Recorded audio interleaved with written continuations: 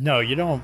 You don't try and speak to the dead because you don't. Because what they say is you don't know who you're talking to. Could be the devil. It could be. We're going to get to who they might have been talking to. Tina Right. had a crystal on a chain that she was holding up, and she was like, okay, Karen, you ask only yes or no questions to mom. And then this little crystal is going to swing one way for yes and swing one. I was expecting to be a Ouija board, but it wasn't a Ouija board. It's kind of hokey, you know, what they're trying to do, but they're young, they're desperate. I understand that in a way when someone you love that much is gone. So mid-seance, Dad pops into the room. I don't know what y'all are doing, but it's time for dinner, so get in here and let's eat. He didn't know they were doing a seance, but he just like busted in. The very elementary seance that they were doing turned their whole world upside down. Nothing was ever the same after that. Remember I told you they were home a lot alone? Yes. One night they were watching a movie and they heard knocking.